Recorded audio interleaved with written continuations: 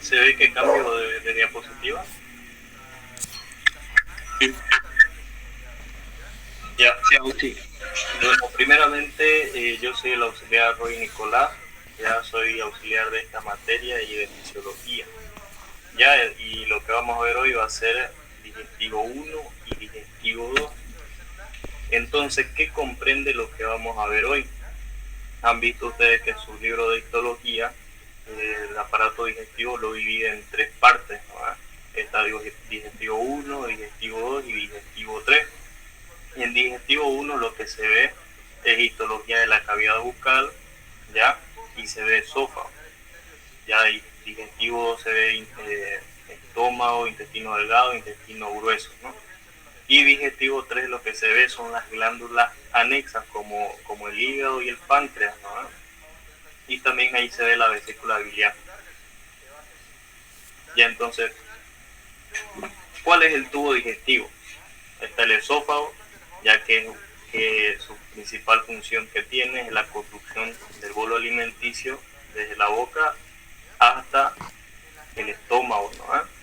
También está el estómago, intestino delgado, intestino grueso, que vamos a ver en su histología, ¿no? ¿Y cuáles son los órganos asociados? Que vamos a ver también hoy. Van a ser la lengua, los dientes y las glándulas salivales. Ya esto de las glándulas salivales ustedes ya lo estudiaron en anatomía, ¿no? De dónde se encontraban, en qué triángulo se encontraban. Ahora vamos a ver sus diferencias histológicas que tienen, ¿no? Y el digestivo 3 corresponde a ver el páncreas, el hígado y la vesícula biliar, ¿no? ¿Qué funciones tiene el aparato digestivo? Transporte, ¿ya? ¿De qué? Del bolo alimenticio, del quimo, del kilo, ¿no? ¿A través de qué? Del peristaltismo. Que vamos a ver que ese peristaltismo se da gracias a la capa muscular del tubo digestivo. Y vamos a ver cómo está organizada esta capa muscular. También tiene funciones de secreción, porque así como tiene absorción de los nutrientes de los alimentos, también tiene función de secreción, como por ejemplo en el estómago se secreta ácido clorhídrico, moco, bicarbonato y demás, ¿no? Y excreción, ¿de qué? De los alimentos. Entonces, ustedes, antes de estudiar esto ya pues, para su segundo parcial, en el primer parcial ustedes estudiaron por separado cada tejido, ¿no? Han estudiado tejido epitelial, han estudiado tejido conectivo, han estudiado muscular y han estudiado sistema nervioso, ya tejido nervioso. Entonces lo que se hace en el segundo parcial de histología es unir todo este conocimiento que ustedes tienen por sistema, ¿ya? En este caso el sistema digestivo, ¿ya? Entonces, ¿cómo se compone generalmente todo este tubo digestivo? Se compone por esto que están viendo acá. Se compone por una mucosa, se compone por una submucosa, por una muscular y una serosa o adventicia, dependiendo del lugar donde esté. ¿Ya? La mucosa siempre va a constar de tres partes. ¿Ya? El epitelio, que ustedes lo han estudiado en tejido epitelial. Ya hay diferentes tipos de epitelio, han visto que epitelio es cúbico, plano, cilíndrico, ¿no? Y cada uno está relacionado con su función que tiene, ¿ya? También vamos a tener lámina propia, esto forma parte también de la mucosa, que la lámina propia es lo que está debajo de los epitelios y no es nada más que tejido conectivo laxo, de abundantes células, pocas fibras, ¿no se acuerdan? Y también en la mucosa que delimita entre la mucosa y la submucosa tenemos la muscular de la mucosa, o también llamada muscularis mucosae, ¿ya? Esta está delimitando la mucosa de la submucosa y es una capa muscular sumamente delgada, ¿ya? Ahora también tenemos después estamos yendo desde la luz hacia la periferia, ¿no? Tenemos la submucosa. Ya, esto también ustedes lo estudiaron por separado del tejido conectivo denso no modelado o denso irregular, ¿no? ¿Se acuerdan? Ya, también tejido conectivo como dice acá. Y aquí se encuentra un plexo importante, ya que esto es pregunta de examen, que es el plexo submucoso de Meissner. Ya es un plexo submucoso de Meissner que controla tanto la irrigación que se está dando a ese nivel, ya como la secreción de las glándulas que se encuentran. se va a encontrar un plexo vascular, ¿no? Luego, más a la periferia, ¿qué es lo que vamos a encontrar? Ya recuerden que esto es general, ¿no? En todo el tubo digestivo. Cada uno tiene diferente conformación, ¿no? Como por ejemplo dice acá, muscular dice capa circular interna, ¿ya? Y capa longitudinal externa. Esto cuando hablamos, por ejemplo, de esófago, de intestino delgado, ¿no? Y de intestino grueso. Entonces tiene una capa circular interna, ya que va a estar de esta manera, ¿no? Está el tubo digestivo y está así. Está dispuesta en manera circular a la luz. Y luego tenemos una capa longitudinal externa que nos dice que va a estar así, de manera longitudinal al tubo, ¿no? Entonces, entre estas dos capas, entre la circular interna y la longitudinal externa, ya se encuentra este plexo también muy importante que se llama el plexo mientérico de Auerbach, ¿ya? Plexo mientérico de Auerbach y plexo submucoso de Meissner. Esto de acá no se pueden olvidar, ¿ya? Plexo submucoso de Meissner y plexo mientérico de Auerbach. Ya, otro que es pregunta de examen también es de que dónde se encuentra el plexo de Auerbach. Ya, se encuentra entre la capa circular interna y la longitudinal externa. Entre esas dos capas donde se interceptan, ahí se encuentran el plexo de Auerbach, ¿no? Y ahora por último, lo más periférico al tubo digestivo se encuentra la serosa o adventicia. Ya no es que se llame igual, no es que es lo mismo serosa que adventicia, ¿ya? Es lo más interno que tiene el tubo digestivo, pero cambia de nombre según donde se encuentre, ¿ya? Serosa está relacionado con el peritoneo, ¿ya? Hay partes del tubo digestivo que tienen serosa y partes que tienen adventicia, ¿ya? Adventicia en la parte del tórax y serosa en la parte del abdomen, que está relacionado con el peritoneo, ¿no?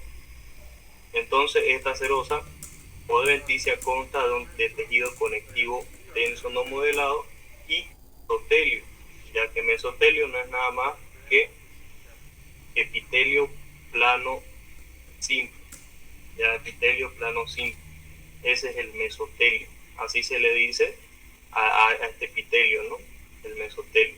Es igual que el endotelio.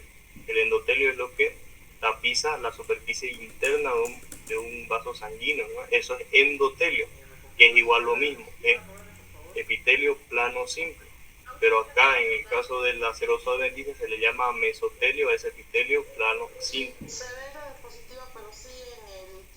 Aquí miren, esto no se olviden, está el plexo mientérico de Auerbach, ya entre la capa circular interna y la longitudinal externa. Aquí también, plexo mientérico, ¿no? Y plexo submucoso de Meissner, ya que está en la submucosa, ¿ya? ¿Qué hace cada uno? El mientérico de Auerbach controla los movimientos gastrointestinales, o sea, el peristaltismo. Y el plexo submucoso de Meissner, ¿qué es lo que controla? La secreción de las glándulas que se van a encontrar acá y el flujo sanguíneo local, ¿no? De la submucosa, ¿no? Aquí están viendo, por ejemplo, miren, esta es la capa circular interna, todo lo que ven acá arriba, ¿ya? Y esta es la longitudinal externa. Y entre medio, ¿qué es lo que encontramos? El plexo mientérico, ¿ya? Entre la circular interna y la longitudinal externa. Eso no se olvide. Ahora, cavidad bucal. Anatómicamente conocíamos de que la cavidad bucal tenía dos partes, ¿ya? Uno que era la cavidad bucal propiamente dicha y otro que es el vestíbulo, ¿ya? ¿Qué es el vestíbulo? Miren, el vestíbulo es lo que comprende entre los labios y las mejillas hasta los dientes, ¿ya? Todo esto entre las mejillas y los dientes, esto se llama el vestíbulo de la boca, ¿ya? Vestíbulo de la boca. Y ya desde de los dientes hacia adentro, ya todo esto ya es la cavidad bucal propiamente dicha, ya donde miren sus límites anteriores son la cara posterior de los dientes, laterales de la cara, laterales de los dientes, y posteriormente su límite es el istmo de las fauces. Esto que ven acá, el límite posterior se llama istmo de las fauces. Ese es su límite. Superiormente tenemos el paladar duro, paladar blando.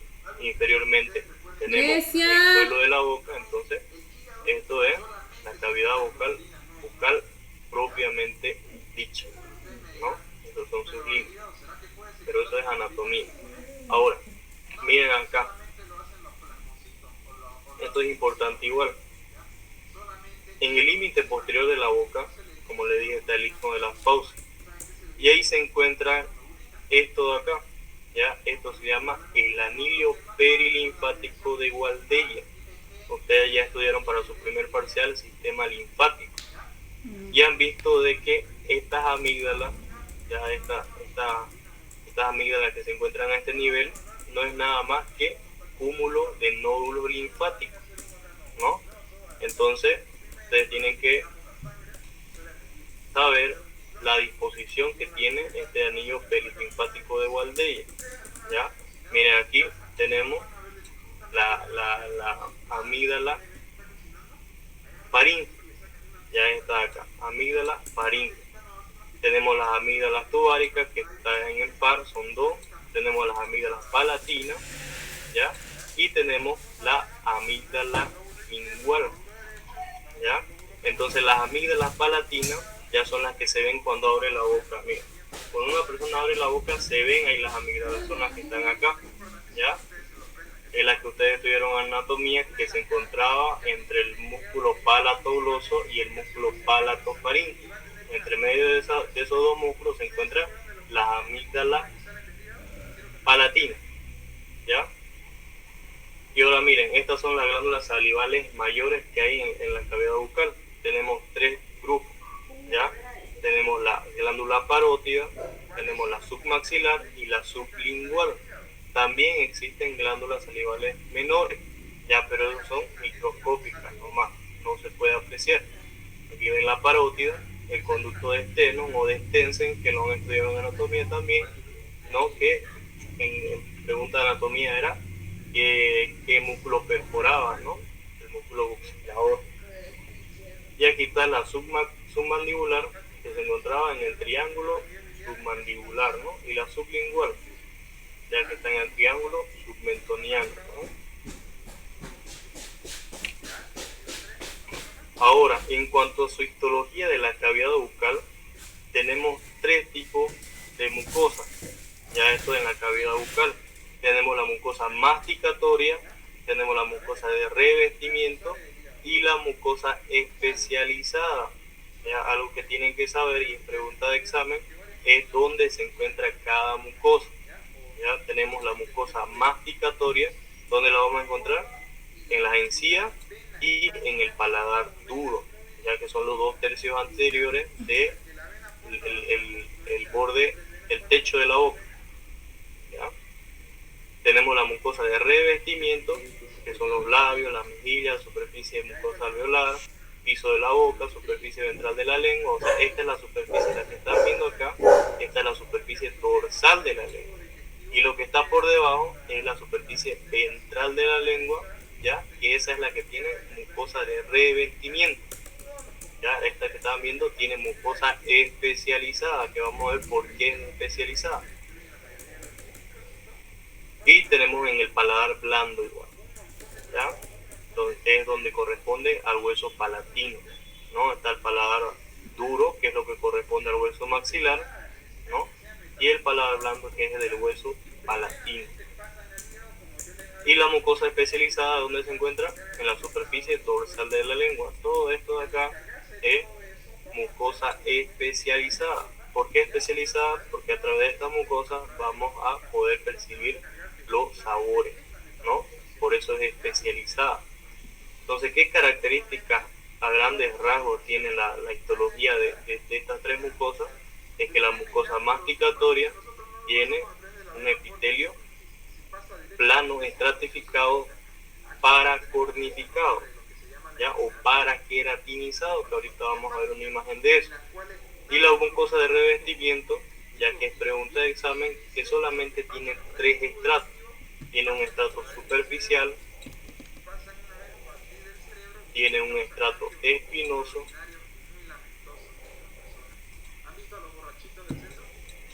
y tiene un estrato basal, ¿ya?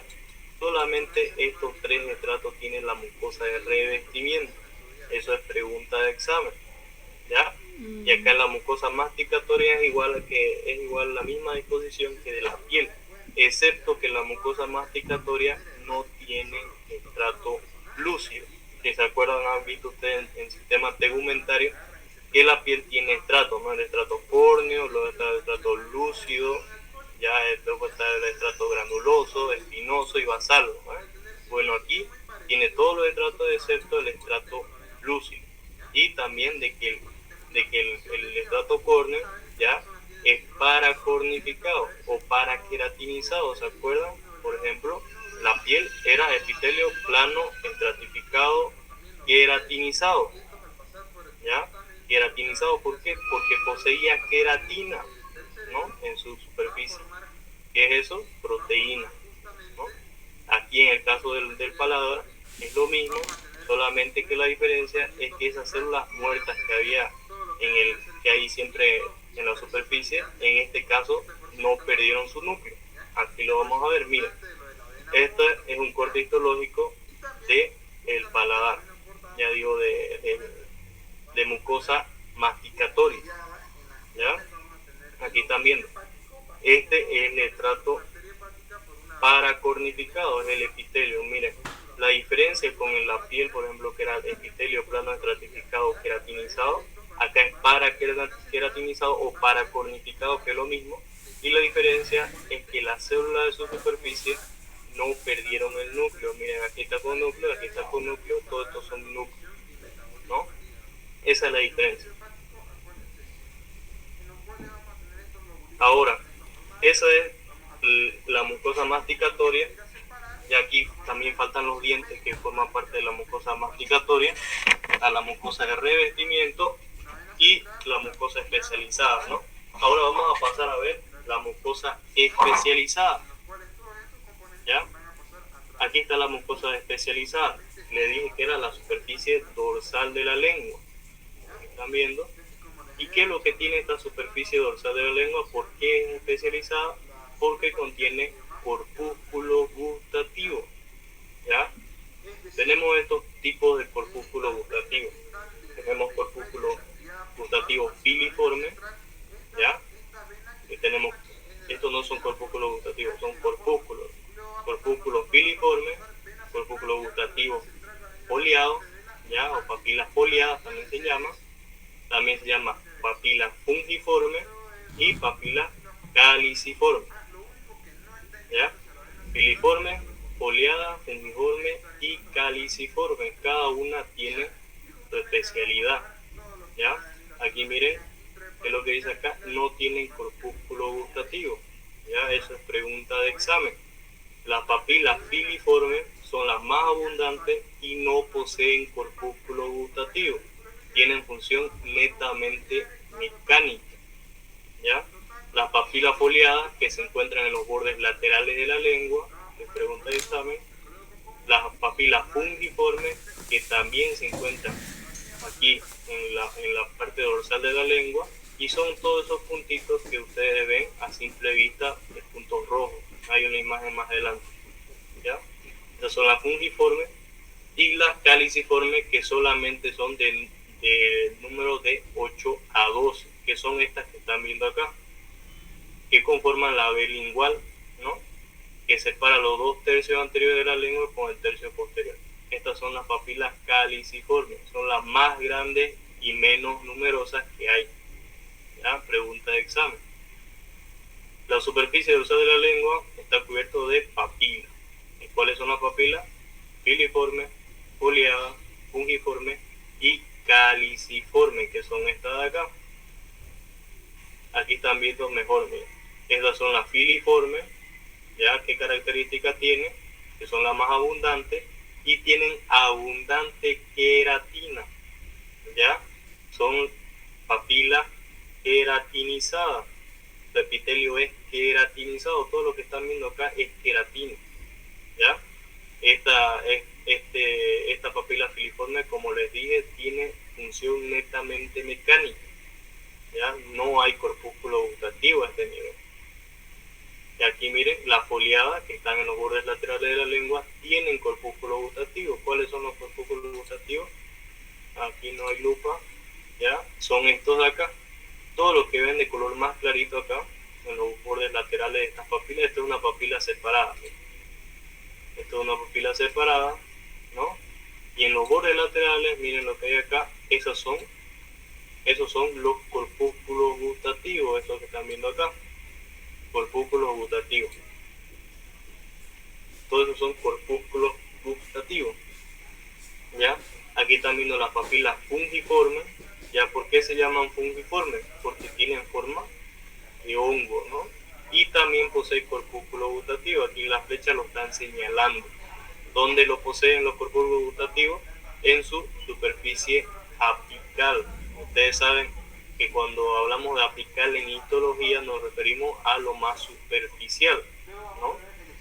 Y aquí están las papilas caliciformes, ¿ya? Que solamente hay un número de 8 a 12, y tienen también corpúsculo gustativo, específicamente en su cuello, ¿ya? Y hay otro detalle acá en las papilas caliciformes, que es pregunta de examen, es esto que están viendo acá. Todo esto que ven acá, que dice glándula serosa, ¿ya? Son unas glándulas que se llaman glándulas de von Ebner. Esto es pregunta de examen, se lo pueden anotar. Son glándulas de von Ebner. La característica que tienen es de que desembocan en el cuello de las papilas caliciformes, acá. Aquí desembocan. ¿Qué desembocan? Saliva. Estas son glándulas salivales menores. ¿Ya? Son las papilas, son las glándulas de von Ebner. ¿Ya? ¿Para qué? ¿Para qué secretan acá saliva? Para que se pueda barrer cualquier comida que haya entrado acá a estas ranuras, a estas ranuras de las papilas caliciformes. Entonces, de esa manera, secretando saliva a este nivel, lo va a barrer, ¿no? Para que los nuevos sabores puedan llegar acá. Entonces, miren, papilas filiformes. ¿Qué características tienen? Esta pregunta de examen. Son las más pequeñas y abundantes. Eso es pregunta de examen. Son las más abundantes. Las papilas filiformes. Tienen forma alargada y cónica. El epitelio es estratificado, no cornificado. Esto está mal, es cornificado. Tengo que corregir. No posee papilas gustativas. ¿Ya? Esto es pregunta de examen. O sea, no hay corpúsculos gustativos. No existen acá en las papilas filiformes. Tienen, como les dije, tienen función netamente mecánica. ¿Ya? Para que entiendan esto de acá, estas papilas filiformes, hay animales como los felinos, ¿ya? Y estas papilas filiformes las tienen mucho más desarrolladas, ¿ya? Tienen en su lengua, estas papilas son mucho más queratinizadas y mucho más grandes, porque con esas papilas filiformes ellos se bañan, ¿no? y también comen, como también comen comidas duras, ¿no? carne cruda. Entonces por eso tienen desarrollada esta papila filiforme. En cambio los humanos no es así. Papila fungiforme. ¿Qué características tiene? Que tienen forma de hongo, por eso se llama fungiforme. Ya, todo lo que lleve fungi, van a ver en medicina, es que es forma de fungi. Se ve como puntos rojos, miren acá. Todos estos puntitos rojos que ven aquí en la lengua de este niño, ya son las papilas fungiformes. Todos esos puntitos rojos, papilas fungiformes. Y también poseen corpúsculos gustativos. Ya, estos son los corpúsculos gustativos, los que ven acá. Ahorita vamos a estudiar los corpúsculos gustativos. Son las papilas pungiformes. Tenemos las papilas caliciformes, ya que en forma de cáliz, ya por eso tiene ese nombre, ya que son papilas grandes, ya eso es pregunta de examen, son las más grandes y menos numerosas. Ya son papilas grandes, tienen forma de cúpula o forma de cáliz, ya, y son el número de 8 a 12. Esta es la pregunta de examen, número de 8 a 12. Y poseen corpúsculo gustativo específicamente en su cuello y no en su superficie apical, ¿no? Y aquí miren, este es un esquema, dibujo. Estas de acá son las papilas caliciformes, número de 8 a 12, ¿no? Y ahora por último las papilas foliadas. ¿Qué es lo que se pregunta acá? Es de que estas se encuentran en los bordes laterales de la lengua. Ya en los bordes laterales de la lengua. Bordes laterales. Posee muchos corpúsculos gustativos. Ya son las que más tienen. Esto igual es pregunta de examen. Las papilas foliadas son las que más corpúsculos gustativos tienen. ¿Ya? La que más tiene. Entonces, estos son los corpúsculos gustativos. Aquí también un esquema de qué consta el corpúsculo gustativo. ¿Ya? Tiene en su superficie un poro gustativo, por ahí entra la comida. ¿Ya? Y ahora, ¿qué células tiene? Tienen células sensoriales o también se llaman neuroepiteliales, que no se puede diferenciar acá en un corte histológico. ¿Ya? Son las células neuroepiteliales o sensoriales. ¿Ya? Son las que perciben el sabor. ¿Y a dónde envían esa información? Hacia los nervios que van a estar recogiéndolo. Miren, acá este es un nervio. Ya puede ser el nervio cuerda del tímpano, el nervio facial, puede ser el glosofaringeo, puede ser el vago. Ya vamos a estudiar después la inervación de la lengua. Inervación motora, gustativa y sensitiva. Entonces estos nervios recogen esa información y lo llevan hacia el cerebro, ¿no? Entonces aquí está el corpúsculo gustativo. ¿Qué células tiene? Tiene células sensoriales o neuroepiteliales, tiene células de sostén, ya que estas proveen sostén metabólico a las células neuroepiteliales. Miren, la célula de sostén, células sensoriales o neuroepiteliales y células basales. Ya estas células basales son estas células, miren, más pequeñas acá, que un corte histológico no se puede diferenciar. Estas son las células basales. ¿Qué función tienen las células basales? Ser precursora de tanto las células de sostén como las células neuroepiteliales. Esa función tiene. Porque estas células, tanto las basales como las de sostén, ya tienen su tiempo límite de vida. Entonces cuando ya mueren estas células, entonces estas células basales las reemplazan, ya sea por células de sostén o células neuroepiteliales, ¿no? Y aquí también un poco, esto no preguntan ya, pero para que vayan entendiendo un poco de su fisiología, de cómo nosotros percibimos los sabores, ¿ya? Y cómo es a grandes rasgos. Miren, sabor amargo, dulce y umami, ya que normalmente es por glutamato. Entonces ese sabor, ya moléculas específicas de alimentos que tienen ese sabor se unen a receptores. Y estos receptores, ¿dónde están? Están en las células neuroepiteliales, ya las que les mostré, en estas células neuroepiteliales de acá o sensoriales. Ahí están esos receptores. Entonces, esa molécula específica del sabor específico que tiene el alimento se une a receptores. Y eso a través de mecanismos de segundo mensajero va a hacer de que se active una cascada metabólica, que eso va a terminar ya en la apertura de canales de sodio, apertura de canales de calcio, y esa apertura de canales de calcio, como hago en la fisiología, siempre el calcio va a estar relacionado con la liberación de vesículas. Entonces ese calcio va a hacer que esta vesícula se libere y vayan al axón que está terminando en esa célula y lo exciten. ¿Para qué? Para que esa excitación que tenga haga que viaje el potencial de acción, o sea, la información hacia el sistema nervioso central y podamos percibir así el sabor. Igualmente, miren, con el ácido es un mecanismo fisiológico diferente. ¿Qué pasa en el ácido?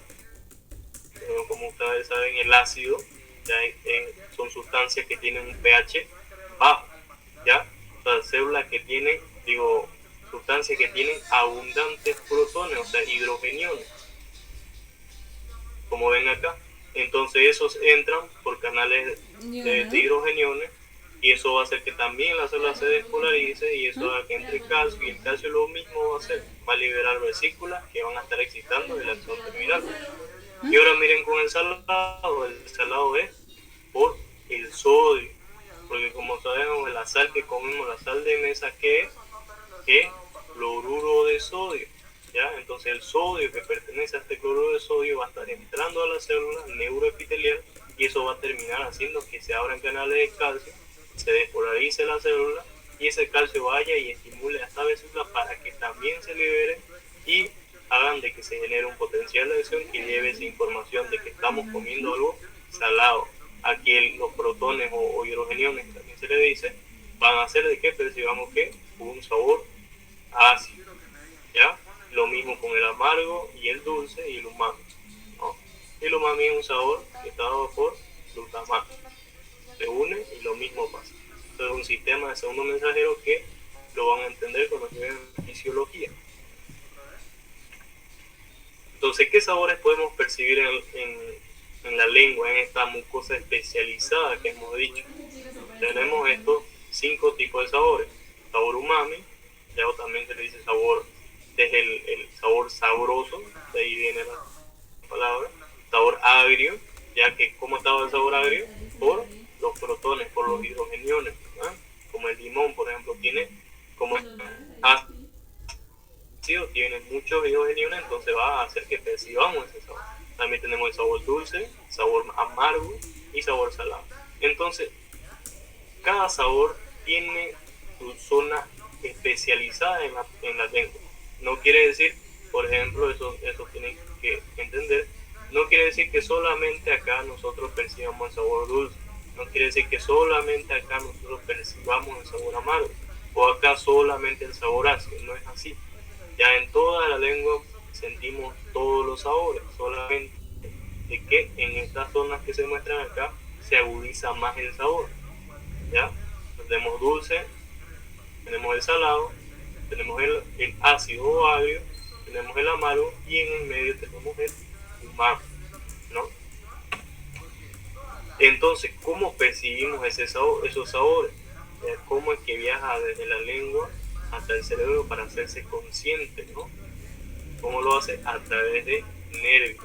Y esto de acá es pregunta de examen. ¿Ya? ¿Cuál es la inervación de la lengua? Primeramente no está acá, ¿ya? Pero como ustedes saben, la lengua se mueve y tiene músculos, ¿no? Los músculos intrínsecos de la lengua, ¿no? Esos músculos están inervados por el 12º par, ese es el hipogloso. Entonces, motoramente la lengua se mueve gracias al 12º par craneal, el hipogloso, ¿no? Ahora, la sensibilidad general o sensitiva, o sea, la que siente tacto y dolor, ¿ya? Va a estar dada por estos nervios que ven acá. La rama mandibular del nervio trigémino, ustedes saben que el trigémino tenía su ganglio de Gasser, y luego el ganglio de Gasser se hacía 3 ramas: oftálmica, maxilar y mandibular. Bueno, una rama de la mandibular que hay acá va a estar inervando la lengua y va a estar dándole sensibilidad general a la lengua, ya le va a estar dando en sus 2 tercios anteriores de la lengua. Miren, 1/3 de la lengua, 2/3 de la lengua y otro tercio de la lengua. Este es tercio anterior, tercio medio, tercio posterior de la lengua. Entonces esta rama mandibular del trigémino va a estar inervando aquí y aquí, los 2 tercios anteriores de la lengua. Ahora, también va a estar inervando sensitivamente el glosofaringeo, ¿ya? Y el vago. El vago también, como ustedes saben, se llama neumogastrio. ¿Dónde va a estar inervando? Aquí, solamente en el tercio posterior. Entonces, en síntesis, los 2 tercios anteriores de la lengua están inervados sensitivamente por el trigémino, y el tercio posterior por el vago y glosofaringeo. 9 y de 10 décimo par craneal. Ahora esa es la sensibilidad general. Ahora la sensibilidad gustativa, ¿ya? La sensibilidad gustativa, ¿cómo está? Igualmente, los 2/3 anteriores va a estar inervado por el nervio cuerda del tímpano, ¿ya? ¿Se acuerdan cuando estudiaron la caja timpánica, ¿no? Ese nervio que pasaba, rama del facial, el nervio cuerda del tímpano, ya, rama del facial. ¿Qué par craneal? Séptimo par craneal, el facial. Y también está inervado por el nervio glosofaríngeo, que es el noveno, y el vago, que es el décimo. ¿Ya de qué manera? 2/3 anteriores va a estar inervado por el facial, ya, o sea, por la rama de cuerda del tímpano. Y el tercio posterior, al igual que la sensibilidad general, por el glosofaríngeo y vago. Ya de esa manera. Eso es pregunta de examen. ¿Cómo dijimos que estaba inervado motoramente? Por el gloso, por el hipogloso, ¿no? El hipogloso, que era el 12º par craneal. Ahora, en cuanto a los dientes,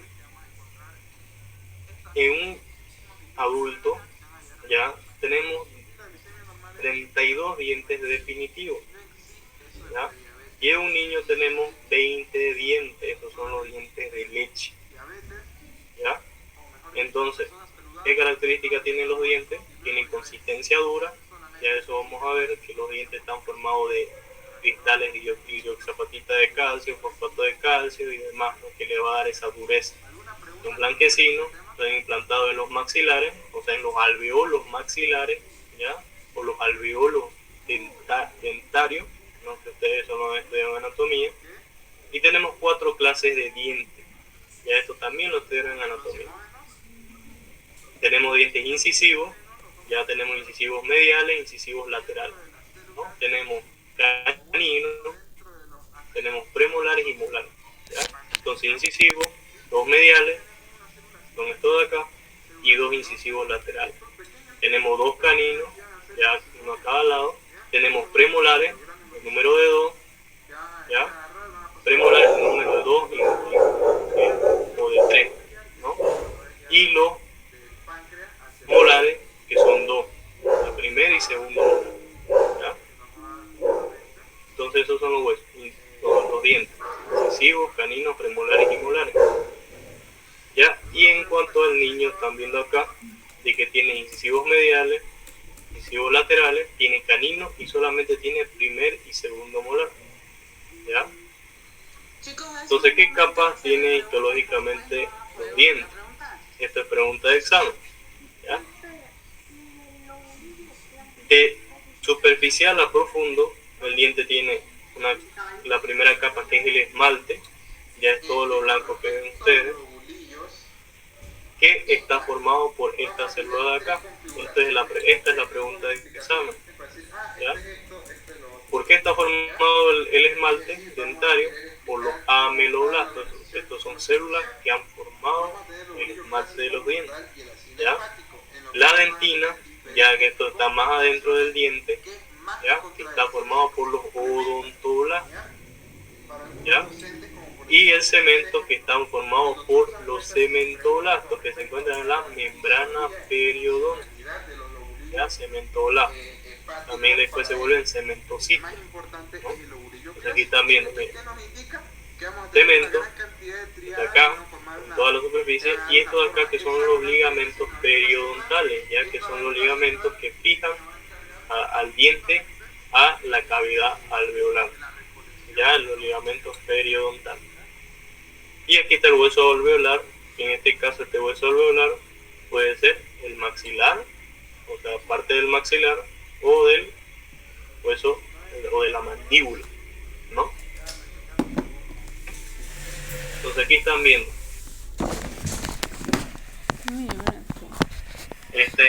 el esmalte, ¿ya? Que el esmalte está en la corona. Hay una corona anatómica y una corona clínica. La corona anatómica es hasta donde empiezan las raíces, esta es la corona, y estas son las raíces del diente, ¿no? La corona anatómica es hasta donde empiezan las raíces, Y la corona clínica, que se le llama, es de donde, solamente de donde se ve la corona, ¿no? Esta es la encía y es de donde se ve, esa es la corona clínica, ¿no? Y esta es la corona anatómica. Entonces, esa diferencia tienen que entender. Ahora también tiene sus raíces, y miren sus raíces, en la parte más interna está la pulpa dentaria, que esto es lo que duele, ¿no? ¿Por qué?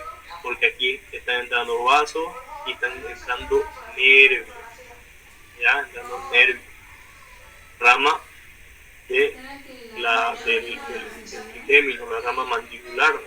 Está entrando por acá y eso es lo que provoca el dolor en las caries, el dolor en las caries, ¿no? Entonces tiene el cemento, digo, el esmalte, la dentina y la pulpa, ¿no? También el esmalte, la dentina y la pulpa. Ahora, detalle más profundo, ¿ya? Aquí tenemos un esquema histológico de un diente. Miren, acá está la corona clínica, como les decía, corona clínica, corona anatómica, ¿no? Y esto conforma la corona clínica y anatómica. Y aquí tenemos la raíz, en este caso este es un diente canino, ¿no? Entonces miren acá en el esmalte, esta pregunta de examen, todas estas líneas que están viendo acá, aquí veo una línea, aquí veo otra línea, aquí veo otra línea, aquí veo otra línea, aquí veo otra línea, todas estas líneas se llaman líneas de Retzio o estrías de Retzio. Esa pregunta exacta, aquí está. Estrías de Retzio. ¿Dónde se encuentran? En el esmalte. Las estrías de Retzio. ¿Por qué está esta estría de Retzio? Por los ameloblastos. ¿Ya? Los ameloblastos en la formación del diente lo han formado, ¿no? Luego, más internamente está la dentina, ya que también tienen líneas, como se dan cuenta, también la dentina tiene un montón de estrías, todas estas estrías de acá, ¿ya? Que en este caso no se llaman estrías de Retzio, acá se llaman estrías de Owen. ¿Cómo se escribe? Así. ¿Y por qué están formadas esas estrías de Owen? Por los odontoblastos. Así se escribe Owen. Aquí. Owen. Eso es pregunta de examen igual. Entonces, ¿qué formaban las estrías de Retzio? Los ameloblastos, ¿ya? Y las estrías de Owen, los odontoblastos, como están viendo acá. Odontoblastos formaban las líneas de Owen. Entonces, y más adentro tenemos la pulpa, donde están vasos y nervios, ¿no? ¿Y cómo está formado cómo está unido el diente al alveolo? ¿A través de qué? Los ligamentos periodontales, que están fijados al hueso alveolar y al diente a través de fibras de Sharpey. Ustedes ya estudiaron todo y han visto que hay una fibra de Sharpey que era lo que unía los ligamentos o los tendones con el hueso, ¿ya? Lo mismo pasa acá, aquí también hay fibras de Sharpey. Ahora pasamos a las glándulas salivales. Ya hemos visto que hay glándulas salivales mayores y hay glándulas salivales menores. Ya las mayores eran la parótida, submaxilar y sublingual, y las menores como las glándulas de Bocquet, ¿no? Que son histológicas, ¿no? Son microscópicas, ¿no? Entonces existen glándulas salivales, las mayores que presentan cápsula. ¿Qué es la cápsula? Tejido conectivo denso no modelado. Y teníamos menores que no presentan cápsulas como las glándulas de Bocquet, ¿no? Entonces ahora, ¿qué son las glándulas salivales? ¿O qué es una glándula? ¿Ya? Unidad de secreción, ustedes han visto que hay unidad anatómica, fisiológica, funcional, de todos los tejidos que han visto. Por ejemplo, en el hueso estaba la alveola, en el hígado está el lobulillo clásico, ¿qué más se me ocurre? En el páncreas están los islotes de Langerhans, Langerhans, por ejemplo. Ese es el páncreas endógeno. Entonces, la unidad anatómica funcional que tiene acá las glándulas salivales es la cialona, ¿ya? Las glándulas salivales es esto de acá multiplicado millones de veces, esto que ven acá, ¿ya? Esto de acá multiplicado millones de veces es lo que dan las glándulas salivales, ¿ya? Esta es la unidad de secreción que tienen las glándulas, ¿ya? Mira, acá tiene esta cialona cómo está conformada, ¿ya? ¿Cómo está conformada? Está conformada por acino. Acino es esto de acá, ¿ya? Vamos a ver tres tipos de acino. Ya hay acino mucoso, hay acino seroso y hay acino mixto. Luego de eso, ¿qué es lo que hay? Hay un conducto. Ya ese conducto de acá se llama el conducto intercalar. Luego ese conducto intercalar se convierte en conducto estriado y luego el conducto estriado se convierte en conducto excretor.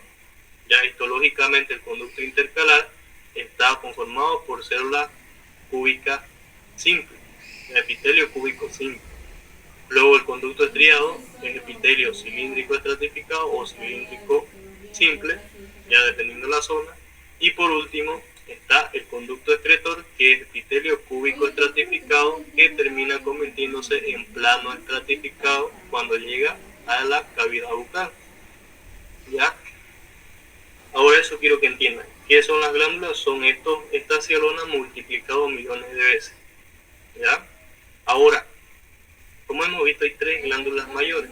Está la parótida, está la submandibular y está la sublingual. ¿Ya? Y este esquema, miren, para que entiendan a diferenciar en una placa histológica, si están viendo parótida, submaxilar o sublingual, tienen que entender este esquema de acá. ¿Ya? ¿Qué diferencia va a tener tanto la parótida, la submaxilar y la sublingual? La diferencia más característica y se puede ver a más simple vista es de que la parótida contiene más acino seroso, ¿ya? Tiene todo lo que ven de rojo, es acino seroso.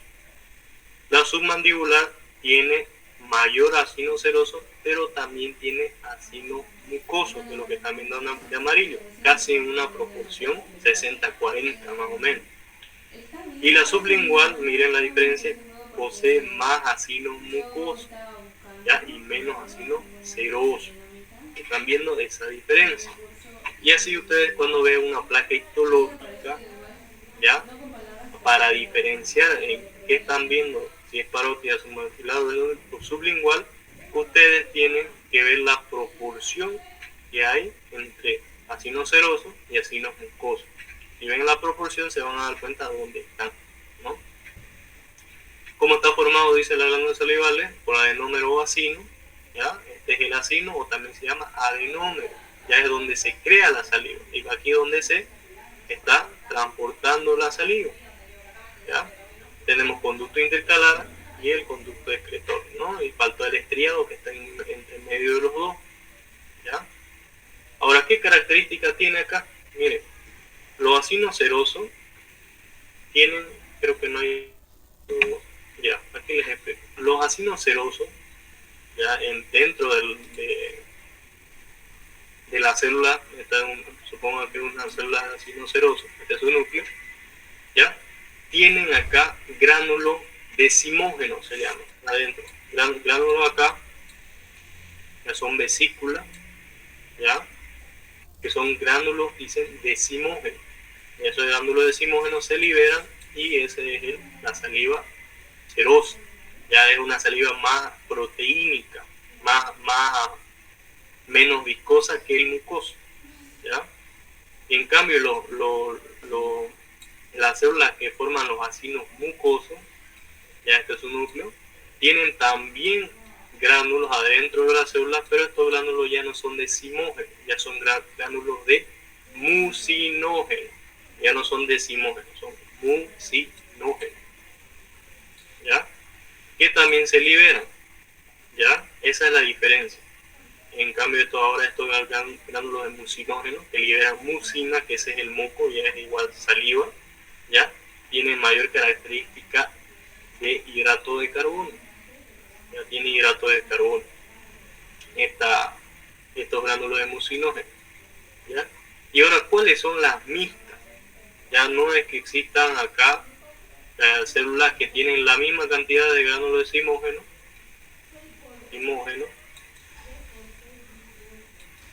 que gránulos de mucinógeno, ¿ya? ¿Cómo van a estar conformados esta cialona, este adenómero acino, ¿ya? Por células que son cerosas y células que son mucosas. Miren, acá yo estoy viendo un acino mixto. Aquí estoy viendo un acino mixto, ¿ya? ¿Por qué? Porque tiene células mucosas, que están viendo acá, ¿ya? Y tiene también cerosas, que va a estar dispuesto, van a ver las placas histológicas de esta manera de acá.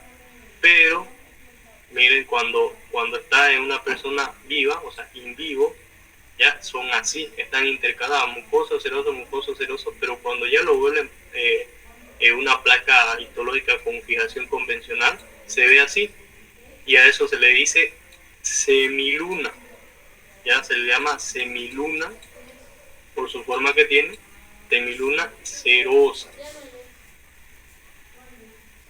ya, la semiluna cerosa. Entonces esos son los acinos mixtos, o también se llama semiluna de Waldeyer, ¿no?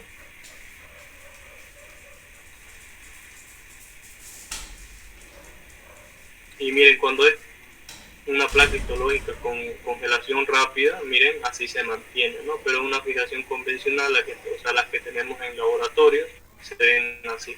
Ahorita les voy a mostrar cómo se ve una placa histológica. Aquí miren,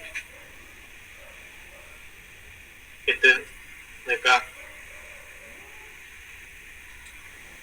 este es un acino, ya este es un acino mixto. Todas estas acá son células mucosas que tienen adentro gránulo de mucinógeno. Y acá miren, está su semiluna cerosa, o semiluna de Waldeyer se llama, ¿ya? Que son células cerosas que tienen gránulos de simógeno, ¿ya? Ahora algo que pregunta, creo que ustedes son del doctor Sangüesa, ¿no? Y algo que pregunta el doctor Sangüesa, ¿ya? Es que hay características fisiológicas acá en cuanto al conducto intercalar y el conducto estriado. ¿Ya? ¿Qué características fisiológicas tiene? Es que el conducto intercalar tiene unos canales interesantes, ¿ya? Unos canales que intercambian cloruro con bicarbonato. Meten cloruro a la célula intercalar y sacan bicarbonato. Absorben cloruro, secretan bicarbonato. Absorben cloruro y secretan bicarbonato. ¿A dónde? Hacia la luz del túbulo, ya, del conducto. ¿Para qué? Para alcalinizar la saliva. Y ahí está la explicación de por qué cuando ustedes, comen una comida que está ácida, que tenga limón, ustedes liberan más saliva, ¿ya? ¿Para qué? Para neutralizar ese pH, ¿ya? Con el bicarbonato que tiene fisiológicamente la saliva, ¿ya? Entonces absorben cloro y secretan bicarbonato. ¿Qué cosa? Los conductos intercalares. Y eso pregunta el doctor Sangüesa. La absorción de cloro, secreción de bicarbonato. Ahora el conducto estriado, ¿ya? ¿Qué es lo que hace el conducto estriado? El conducto estriado hace casi lo mismo, ¿ya? ¿Qué hace? Absorbe sodio y secreta potasio, ¿ya? Absorción de sodio y secreción de potasio, o sea, la saliva es rica en potasio y esto está regulado por una hormona que se llama aldosterona, que no solamente, como se cree, actúa a nivel de los túbulos renales, también actúa a nivel de las glándulas sudoríparas y a nivel de las glándulas salivales. ¿Cómo? Cuando hay mayores niveles de aldosterona, hay mayor absorción de sodio y secreción de potasio hacia la saliva, ¿ya? Entonces, esto acá pregunta el doctor Sangüesa, ¿no? Conducto intercalar absorbe cloro y secreta bicarbonato, y conducto estriado absorbe sodio y secreta potasio. ¿Ya? Ahora miren, esta es la glándula parótida. Son las más grandes, ubicadas en la región infratemporal. El conducto de Stensen o de Stenon tienen este conducto de acá, ¿no? Que perfora el músculo buccinador, ¿no? Y donde desemboca en el borde lateral del segundo molar, ¿ya? O sea, por dentro de los cachetes, por dentro de las mejillas, hay un conducto ya donde desemboca este conducto de Stenn, un agujero donde desemboca el conducto de Stenn, ¿no? Y ahora lo que me olvidaba decirle, ya, es de que cómo es que se secreta la saliva. Ya es porque toda la glándula está llena de unas células que se llaman mioepiteliales, células mioepiteliales. Como dice mio, o sea, es músculo, ¿no? Células mioepiteliales.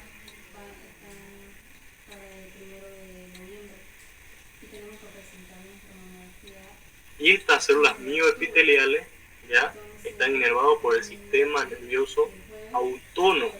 Cuestión de que cuando ustedes tienen un reflejo, por ejemplo, cuando ustedes comen algo ácido, entonces eso va a mandar información hacia el sistema nervioso central y vía sistema nervioso autónomo va a hacer que estas células mioepiteliales se contraigan y a manera de exprimir, por ejemplo, una naranja, van a estar exprimiendo ya la glándula salival, ¿ya? Para que la saliva que estaba en estos conductos intercalar, estriado y excretor se contraigan y liberen la saliva hacia la cavidad bucal. Entonces, ¿cómo van a reconocer ustedes en una placa histológica glándula parótida? Ya es sencillo. Un tip para reconocer: la glándula parótida tiene abundante tejido adiposo. Esto que ven acá, todos estos puntos blancos que ven acá, esto es tejido adiposo. Ya, ustedes ya estudiaron tejido adiposo, una célula encargada de almacenar grasa, ¿no ven? Tiene abundante tejido adiposo. Ese es el primer tip para que ustedes reconozcan una placa de parótida. Y segundo, es de que solamente van a encontrar acino seroso. Ya cómo se ve en la placa histológica acino seroso, así, de este color más intenso, de este color violeta que ven acá, de este color se ven. En cambio, ¿cómo se ven los mucosos se ven blancos, así como acá, se ven de color blanco, así como ven acá. Esto de acá se ven de color blanco, o sea, no se tiñe, ¿ya? No se tiñe. ¿Lo ven? ¿Cómo se tiñe? Esa pregunta igual a los, ¿cómo se tiñe el glucógeno, que es lo que tienen estas células? Con PAS, ¿no? El ácido periódico de Schiff. Entonces, ¿cómo van a reconocer seroso de mucoso? De que las serosas se tiñen así, tiñen de violeta con hematoxilina y eosina, y los mucosos no se tiñen, ¿ya? Entonces, ¿cómo va a reconocer una placa de parótida? Va a reconocer por la cantidad de tejido adiposo que tiene y porque solamente tiene acino seroso, que tiene gránulos de zimógeno. Ya miren, acá estoy viendo un conducto intercalar, ya aquí estoy viendo un conducto estriado, ¿lo ven? Y aquí tenemos conductos excretores. ¿Ya? ¿Qué hacía el conducto intercalar? Absorbía cloruro y secretaba bicarbonato. ¿Qué hacía el estriado? Absorbía sodio y secretaba potasio, ¿no?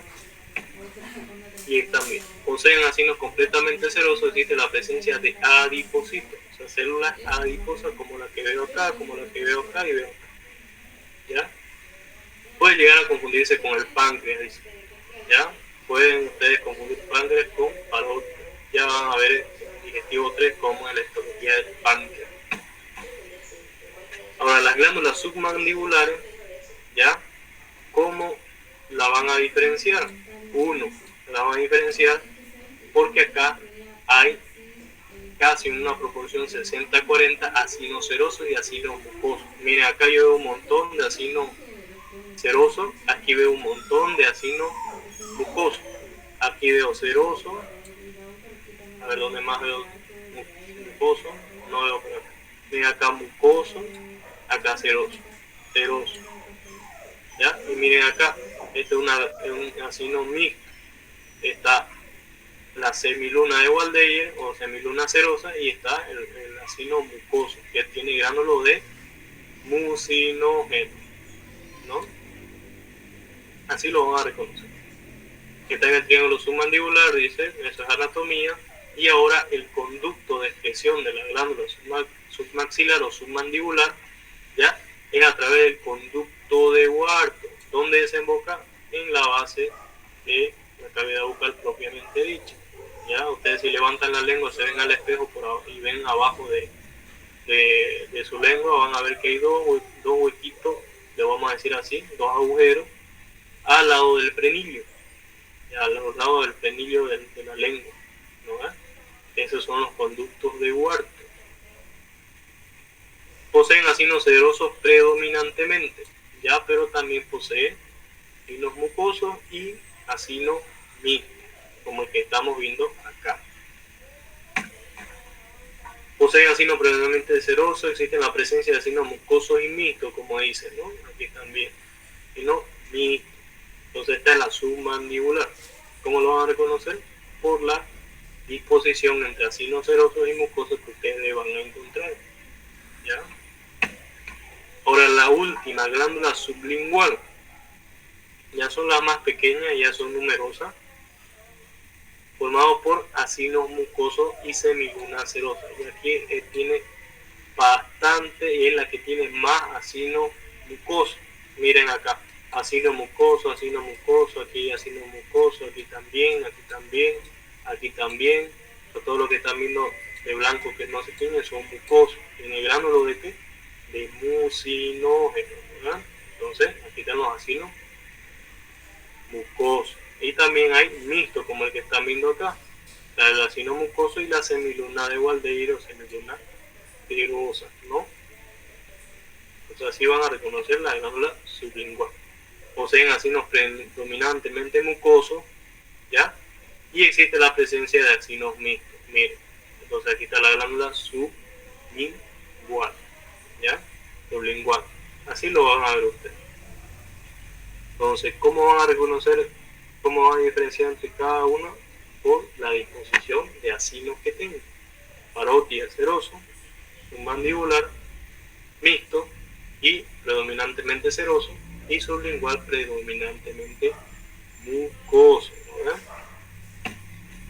Ahora miren la saliva, ¿ya? La saliva, ¿qué funciones tiene? Humedecer la mucosa y los alimentos.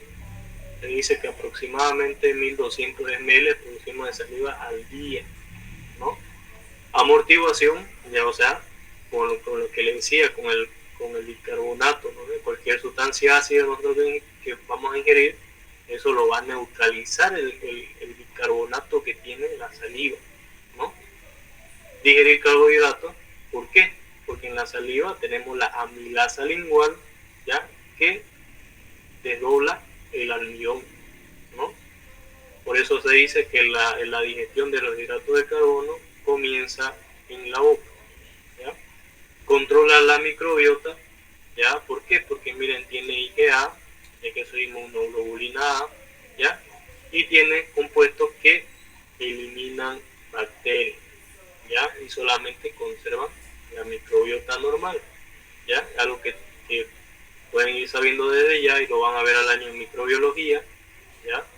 Es de que las dos zonas con más microbiota, más bacterias que existen en el cuerpo, uno es la boca y dos es el colon, ¿ya? Son los lugares con más bacterias que tenemos en el cuerpo. Se dice que hay más bacterias en la boca que habitantes sobre la tierra, ¿no? Está lleno de bacterias, flora normal en la boca, ¿ya? Y tiene también, como dice, inmunitaria, por esto mismo que vimos del IgA, abundante IgA, esta es la inmunoglobulina A, ¿ya? Y una mnemotecnia, de paso les digo, para que se memoricen la inmunoglobulina que existen, es la mnemotecnia de MAGD, ¿ya? Tenemos IgM, IgA, IgG, IgD, IgE, ¿ya? MAGD. Entonces, miren que tiene la saliva, tiene proteína, tiene amilasa, la amilasa lingual, tiene mucina por la célula mucosa, muramidasa es la lisocima que controla la microbiota, tiene lactoferrina, ya marcador del grupo AB de la sangre, ya y demás cosas, glucosa, urea, ácido úrico, creatinina, colesterol, AMP cíclico, ¿no? Sodio, potasio, miren la diferencia acá. Le dije que en el conducto estriado se absorbía sodio, se secretaba potasio, miren, y miren la diferencia, 80 potasio, ya miligramos por ml, y 15 sodio, gracias al conducto intercalar. Esto puede variar mucho dependiendo la cantidad de aldosterona que va a haber en sangre. Donde se secreta la aldosterona, como han visto ustedes en el CUR, se secreta en la corteza suprarrenal. ¿Ya? Tiosinato, miren, esto acá en fumadores está más elevado que en los no fumadores. ¿Ya? Calcio, fosfato, cloro y flúor. Ya que en este caso el flúor, ustedes han visto, por ejemplo, que si ustedes agarran su pasta de dientes, su polino, ustedes van a ver de que dice ahí con su composición que tiene el polino, el flúor. ¿Ya? Y el flúor es un compuesto, ¿ya? Digo, su nombre. Ya, el flúor, ¿qué es lo que hace? Es beneficioso para los dientes. ¿Por qué? Porque fija el complejo de hidroxiapatita de calcio para que sea más resistente. ¿Dónde encontrábamos complejo de hidroxiapatita de calcio de manera de cristal? En el esmalte de los dientes. ¿Ya? Entonces, por eso es que el flúor es bueno para los dientes. ¿Ya? Ahora, pregunta de repaso. Nombre de las mucosas que tapizaban la cavidad bucal. Teníamos tres, ¿no? Teníamos la mucosa masticatoria, teníamos la mucosa de revestimiento y teníamos la mucosa especializada. ¿Recuerdan, no? ¿En dónde encontramos mucosa masticatoria? En las encías, en el paladar duro. ¿Ya? ¿En dónde encontrábamos mucosa de revestimiento? ¿Ya? En la mejilla, en los bordes, en la cara posterior de los labios, en la base de la boca, ¿ya? En la cara ventral de la lengua, ¿no? ¿Y dónde más encontrábamos? En esas partes encontramos, ¿no? ¿En dónde encontrábamos mucosa especializada? En la cara dorsal de la lengua. ¿Ya? ¿Por qué era especializada? Porque tenía corpúsculo gustativo. ¿Ya? ¿Qué papilas gustativas no presentan corpúsculo gustativo? ¿Cuáles eran? La filiforme. ¿Ya? Para que repasen. Filiforme. Pregunta de examen. Nombre células de los corpúsculos gustativos. Eran tres. Neuroepiteliales. Neuroepiteliales. De sostén. Y basales. ¿No? Tres tipos. Nombre de los tejidos especializados del diente. Teníamos el esmalte. Teníamos la dentina. Y teníamos el cemento. ¿Ya? Entonces, ¿alguna pregunta, alguna duda que tengan sobre digestivo 1? Algo que no se haya entendido.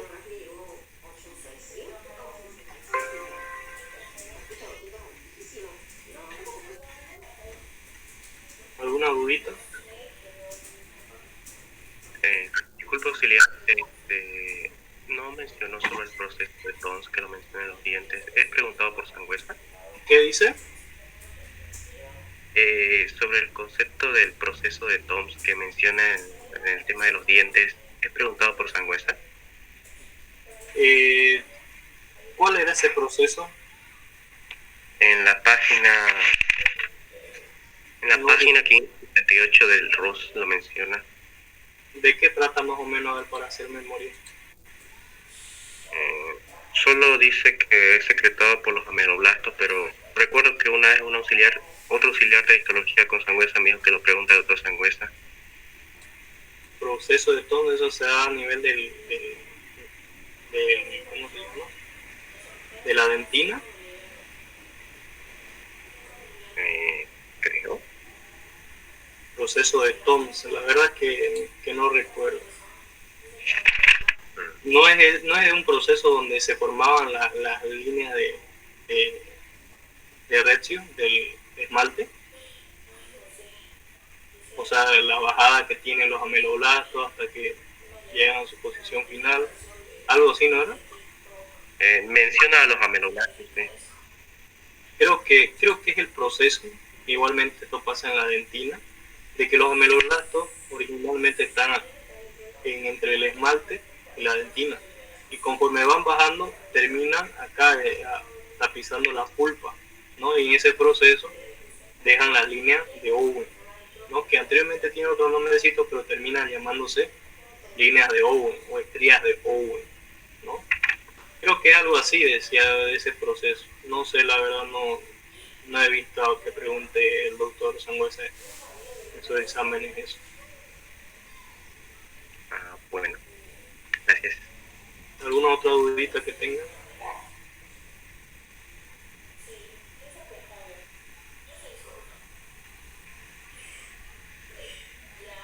¿Todo claro? Chicos. Sí. ¿Se entendió? Sí. Bueno, 10 minutitos vayan a tomar un café o algo y continuamos para que descansen un poco ustedes, ¿ya?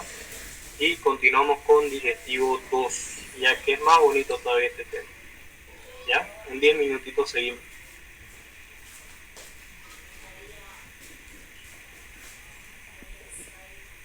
Exactamente a las 9:30.